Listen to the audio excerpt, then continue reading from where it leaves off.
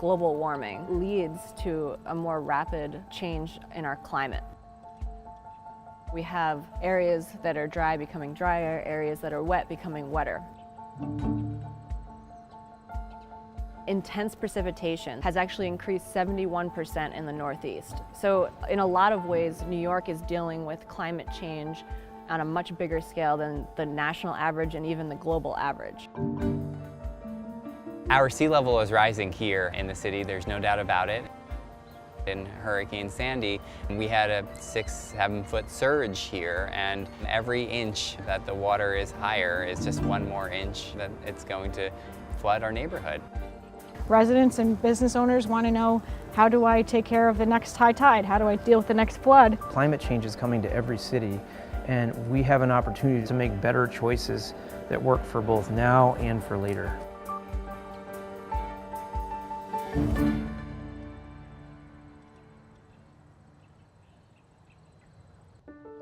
In order for communities to become climate resilient, they must adapt. One strategy is to use inspirational, climate adaptive design. What are you working on? I'm doing our markups for the board. We have. Oh, you're already doing that. That's great. My name is Josh Serra. I'm an assistant professor in landscape architecture, and this is our Cornell Climate Adaptive Design Studio. The New York DEC has partnered with Cornell University's Landscape Architecture Department to create the Climate Adaptive Design Studio, or CAD. The estuary program, our program, has annual grants that have a lot to do with flood resilience, green infrastructure, etc. I'm Libby Zamaitis. I'm a partner in the Climate Adaptive Design Studio, and I link in state resources and the communities into the program. When you engage municipalities directly in a design studio, you really get teaching, research, and community benefits. The CAD collaboration supports a program called Climate Smart Communities. It's a certification program similar to LEED for buildings, but it shows how dedicated to climate a community is and provides them funding and support. We finished projects in the city of Hudson, Catskill, and now we're in the city of Kingston.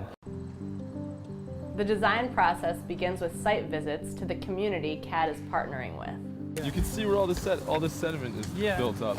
I work with the students to understand what climate change is. After that, we develop a set of working design concepts, some initial ideas, and then go and meet with people that are in the municipality we're working in. Right now, we'll have a half an hour for the students to introduce their design concept and then have a conversation.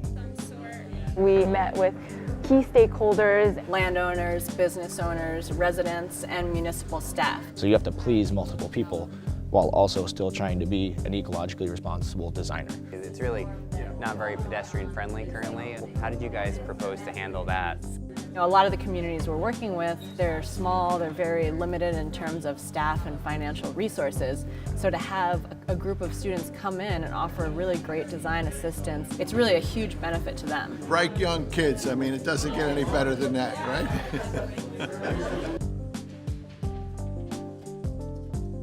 The students are going to take the feedback, incorporate those into their designs when they go back to the studio. But we got a lot of feedback, and people didn't think what we had would work, and they know the city better than we do, so we've changed our design since then. From there, we go on to move this towards a much more complete sense of what might be possible. Finally, we finish off with our final stakeholder open house.